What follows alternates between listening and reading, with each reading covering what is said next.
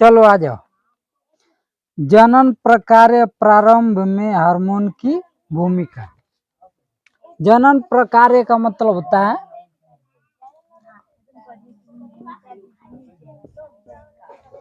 आ जाओ। जनन में क्या होता है मतलब बच्चे जो है कैसे पैदा होंगे, मतलब उनमें जो है मतलब वो महिलाओं और पुरुषों में क्या होता है, कुछ उससे गुण और जो है कुछ हार्मोन रिलीज होते हैं। अब आ जाओ आगे।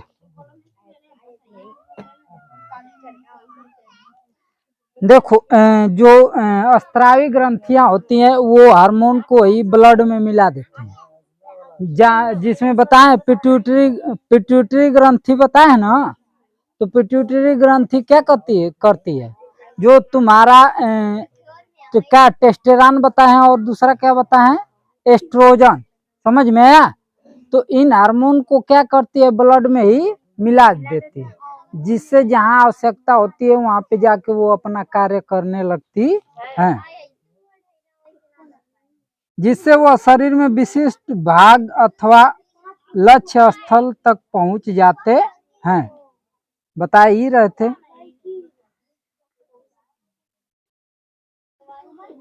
अब हमारे शरीर में अनेक अंतःस्रावी ग्रंथियां हैं, जैसे वृषण, अंडाशय लैंगिक हार्मोन स्रावित करते हैं। लैंगिक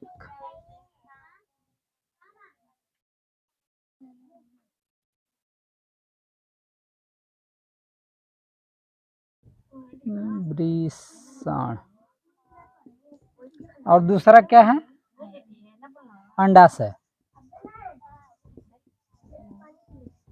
समझ में आया। ये कौन से मतलब हार्मोन उत्पन्न करते हैं, लैंगिक हार्मोन उत्पन्न करते हैं।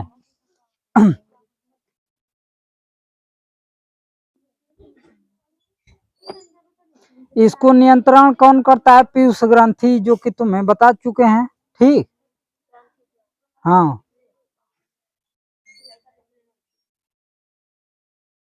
अब देखो अंडाशय में अंडाणु, अंडाशय में क्या पाए जाते हैं, अंडाणु पाए जाते हैं। और वृषण में क्या पाए जाते हैं, शुक्राणु पाए जाते हैं। बात समझ में। अब मानव जनन में काल अवधि, मानव जनन में काल अवधि का देखो कहने का मतलब कि मानव जो है कब से कब तक जो है बच्चों को पैदा कर सकता है। तो अब इसमें जानो,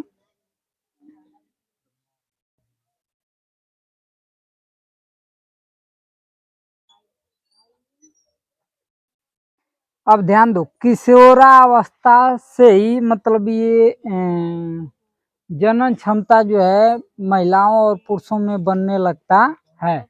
जिसमें तुम लोगों को बताएं कि महिलाओं में कितने वर्ष से होता है, 11 वर्ष से, और पुरुषों में 11 या 12 से होता है, पुरुषों में 13 या 14 वर्ष से। समझ में आ गया, शुरू होता है। तो इसी समय से जो है जनन क्षमता जो है दोनों लोगों में हो जाती है। अब देखो महिलाओं में जनन क्षमता कम होती है, यानी वो जो है पहले ही इस अवस्था को प्राप्त कर लेती हैं कि वो अब बच्चे को जन्म नहीं दे सकती।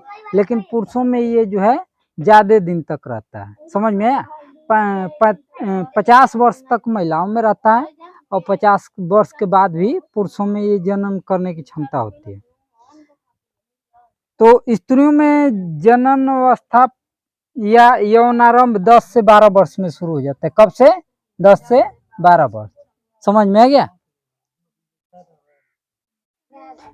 और यह रहता है 45 से 50 वर्ष। कब तक रहता है, 45 से 50 वर्ष तक रहता है। समझ में आ गया। 10 से 12 में ही शुरू हो जाता है और 45 से 50 तक रहते। इसका मतलब जो अंडाशय आते हैं, अंडाणु आते हैं, वो कब से आना शुरू हो जाते हैं? 10 से लेके और 50 वर्ष तक आते रहते हैं। समझ में आ गया? अब उसके बाद आ जाओ,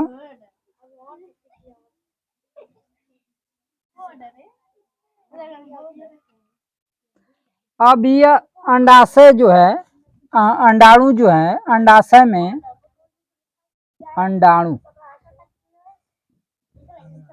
अंडाशय में जो है ये परिपक्व होने लगते हैं, यानी बढ़ने लगते हैं।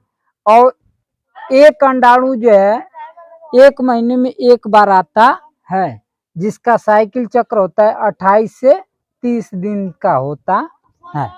समझ में आया? अब आ जाओ,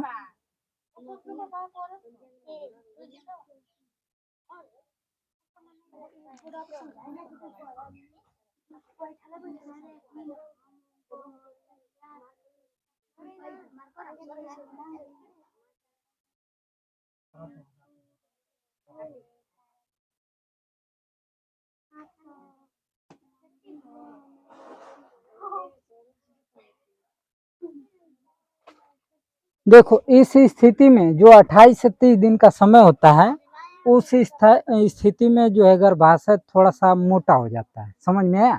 अगर मान लो कि अंडाणु निषेचित हो गया, यानी मान लो महिला पुरुष मिले, तो ये जो है अगर बच्चे जन्म करने की अगर इसमें समय आ गया तब तो ठीक है, और नहीं तो पुनः जो है क्या होता है, वो जो मोटा हुआ है, मतलब ये क्या, रुक जाओ, ऐसे होता है, बता दे रहे हैं, दिमाग से उतर गया क्या? हाँ, ऐसे होता है।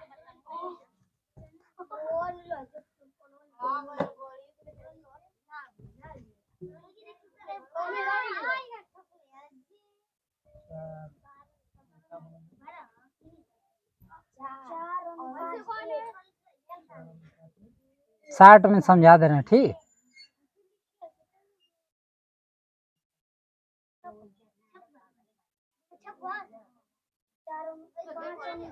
ये आ जाओ, ये जो है क्या है, अंडाशय दोनों। समझ में है?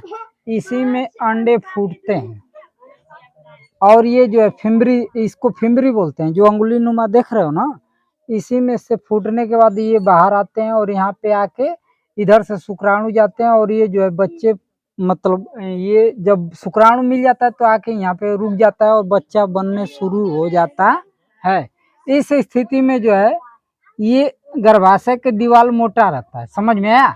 अगर मान लो शुक्राणु नहीं गए तो अब ये क्या होगा, ये खराब हो जाएगा। समझ में आया?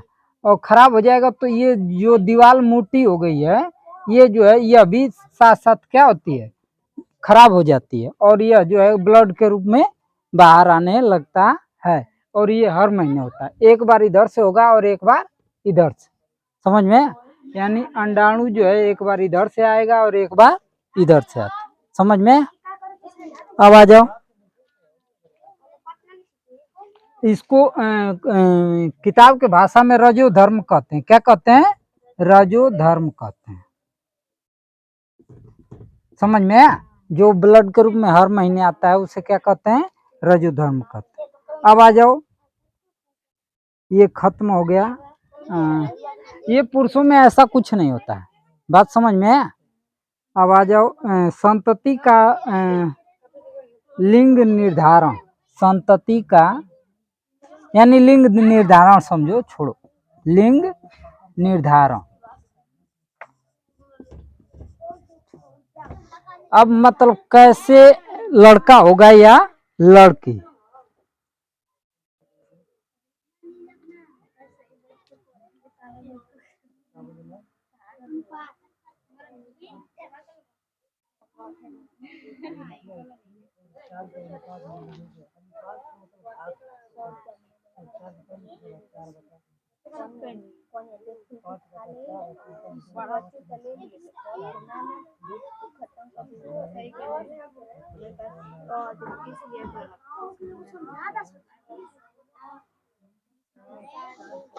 अब आ जाओ, एक मनुष्य में 23 जोड़ी गुणसूत्र पाए जाते हैं। कितने गुणसूत्र पाए जाते हैं? 23 जोड़ी। अब आ जाओ, 23 जोड़ी गुणसूत्र पाए जाते हैं, जिसमें जो है अंडाशय से, अंडाशय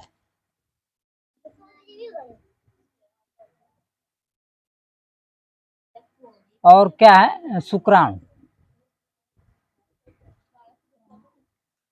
समझ में आया? ये मिल के क्या बनाते हैं? युग्मनज बनाते हैं। क्या बनाते हैं? युग्मनज बनाते हैं। क्या बनाएंगे? यहाँ पे मिलेंगे ना, इस ट्यूब में ही मिलते हैं, तो ये क्या बनाते हैं? युग्मनज बनाते हैं। क्या बनाएंगे?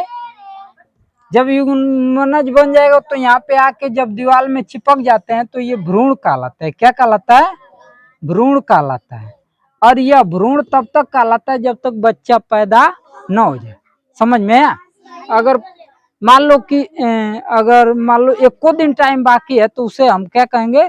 भ्रूणी कहेंगे। जब बाहर आने के बाद ही उसको बच्चा बोलेंगे। समझ में आ गया? अब आ जाओ, 23 जोड़ी होता है तो उसमें से पुरुष में एक्स वाई क्या होता है? गुणसूत्र होता है। और महिला में होता है यक्स होता है, यक्स पाया जाता है। समझ में आया? अब यहाँ ध्यान से देखो, आगे देखो सभी लोग, रुक जाओ। अब चूंकि पुरुष में एक्स वाई पाया गया और महिला में यक्स, तो देखो पुरुष के यक्स से जब महिला का यक्स मिल जाएगा तब क्या होगा? लड़की होगी। क्या होगी?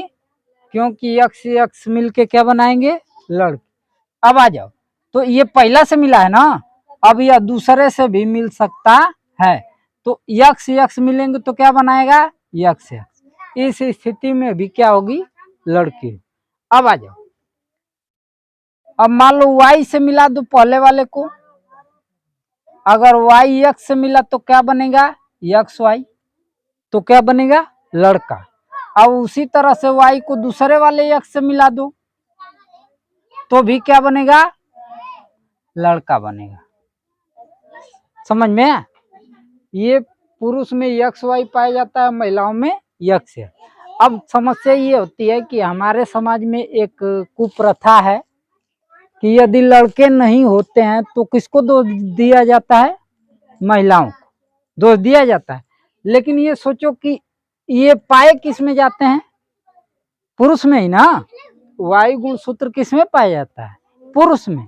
तो अभी भी तो हो सकता है कि वायु वाला हिस्सा जो है महिला के जो है गुणसूत्र से न मिल रहा हो, तो ये कमी किसको दोष देंगे? महिलाओं को कि पुरुष को?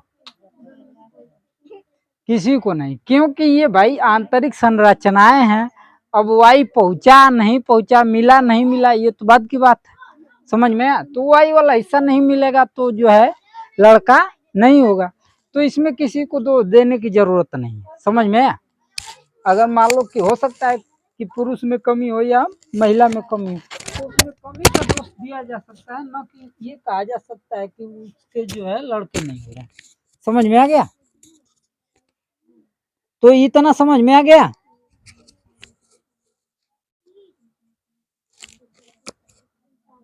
तो युग्मनज किसे कहते हैं? ये समझ ही गई। ये मिलते हैं तो क्या बनाते हैं? युग्मनज बनाते हैं। युग्मनज से अब क्या बनता है? भ्रूण बनता है। भ्रूण से जो है क्या होता है? अब भ्रूण पहले दिन से लेकर के, और जानते हो कि जब तक बच्चा पैदा न हो जाए तब तक उसको क्या कहेंगे? भ्रूण कहेंगे। अब आ जाओ, आगे बढ़ते हैं।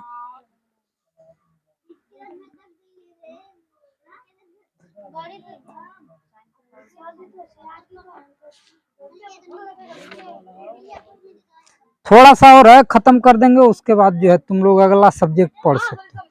आ जाओ, कीट एवं मेढक में जीवन चक्र पूर्ण करने में हार्मोन का योगदान।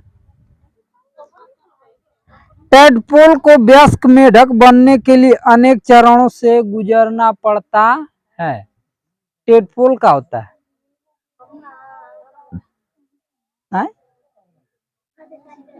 मेढक जो है अंडे देते हैं। एक देखोगे छोटी मेजुकी पनिया में तैरती है जिसका पूंछ निकला होता है, उसे टेडपोल बोलते हैं। हाँ समझ में, उसी से वो मेढक बनते हैं। समझ में आ गया। लार्वा से वयस्क बनने के इस परिवर्तन को कायांतरण कहते हैं। कीटों में कायांतरण का नियंत्रण कीट हार्मोन द्वारा होता है, यानी उसमें जो है कीट हार्मोन पाए जाते हैं। मेढक में थायराइड द्वारा स्त्रावित हार्मोन थायरॉक्सिन इसका नियमन करता है। मेढक में कौन सी ग्रंथि पाई जाती है? थायराइड। और थायराइड में कौन सा हार्मोन होता है? थायरॉक्सिन। क्या होता है? थायरॉक्सिन। समझ में आया। और यही जो है थायराइड ग्रंथि जो है क्या करती है? सारे उसके हार्मोन का नियंत्रण करती है।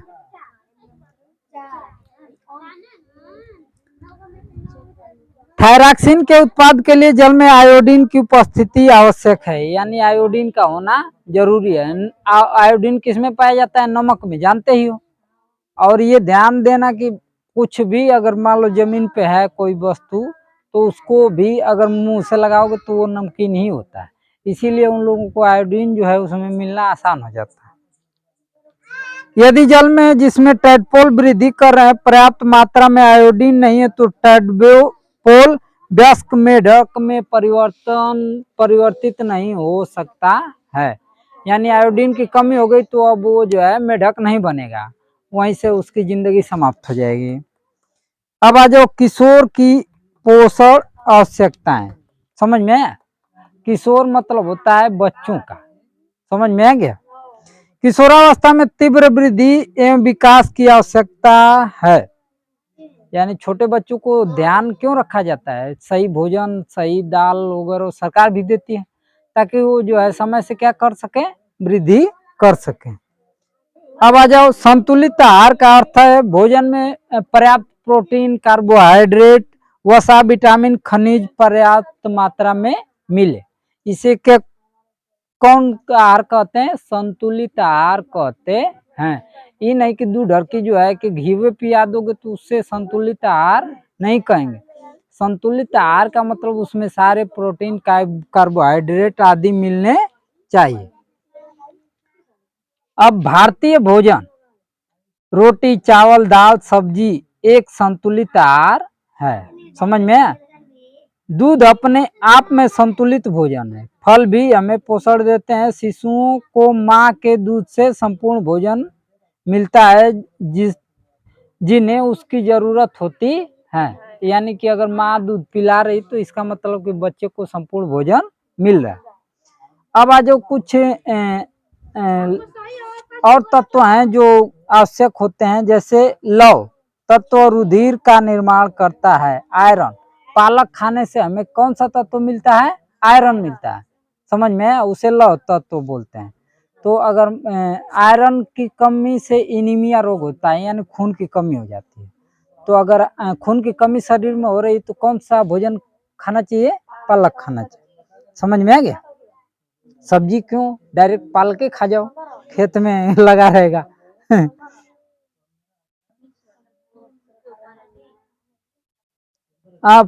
पत्तीदार सब्जियां, गुड़, मांस, संतरा, आंवला इत्यादि किशोर के लिए अच्छे खाद्य हैं, यानी ये सब भी हम खिला सकते हैं।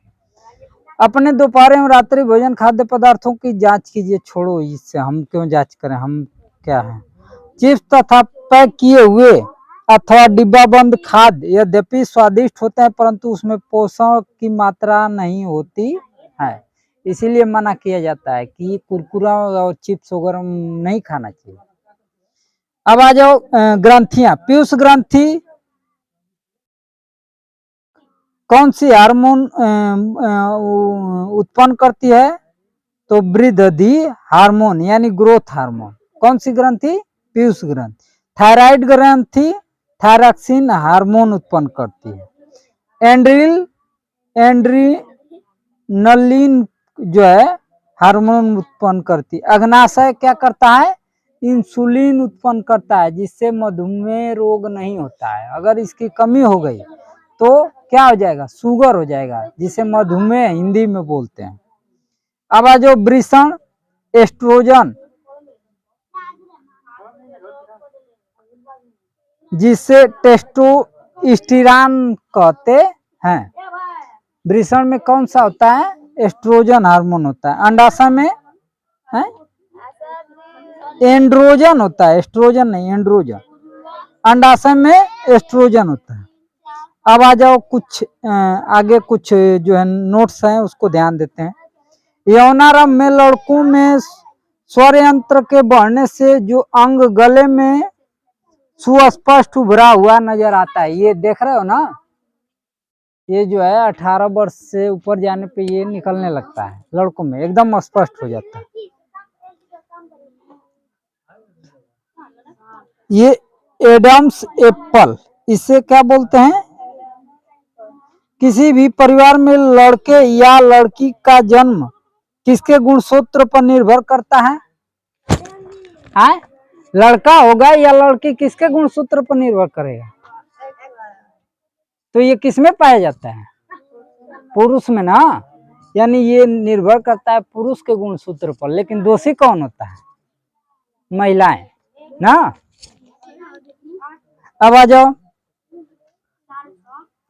थायरॉक्सिन हार्मोन का मुख्य तत्व क्या है? तो अभी बताए हैं कि थायराइड जो है किसमें पाया जाता है, मेढक में, और उसका मुख्य तत्व होता है आयोडीन। आयोडीन नहीं है तो क्या होगा, टेडपोल जो है मेढक में नहीं कन्वर्ट हो पाएगा। टेडपोल अब समझ गया ना कौन सा होता है। अब आ जाओ, आयोडीन की कमी से नहीं, आयोडीन की कमी से होने वाला रोग कौन सा होता है, घेगा। जानते हो कौन से रोग घेगा कहते हैं?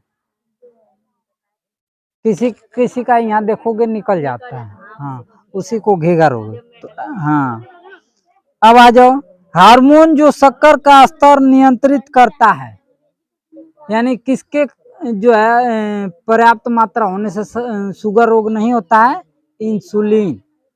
अगर इंसुलिन शरीर में पर्याप्त है तो शुगर नहीं होने देगा। समझ में? अगर इंसुलिन की कमी हो गया तो क्या होगा। अब आ जाओ, आपातकालीन हार्मोन उत्पन्न करने वाली ग्रंथि एड्रिनल कहलाती है। अब आ जाओ, कितने जोड़े गुणसूत्र पाए जाते हैं मनुष्य में? 23 जोड़े गुणसूत्र पाए जाते हैं। ये मत समझना केवल पुरुष में ही पाए जाते हैं, महिलाओं में भी। समझ में आया? और जिसमें से ये एक एक गुणसूत्र हैं, एक ये एक ये एक ये, और यही मिलके 2 बनाते हैं। समझ में आया? और उसके बाद जो उत्पत्ति शुरू होती है